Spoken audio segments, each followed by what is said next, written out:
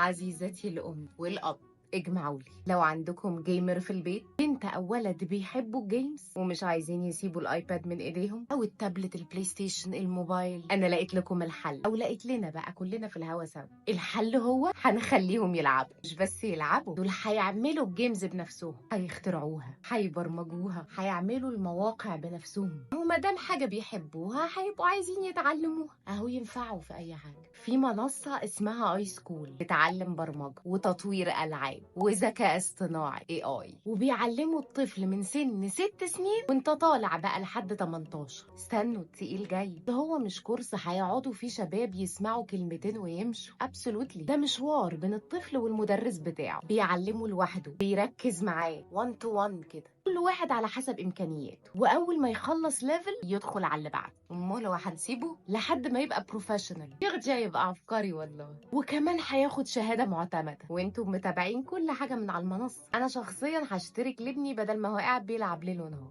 قهوه فيدو، هسيب لكم اللينك، شوفوه وقولوا لي ها مين جاي معايا. باي.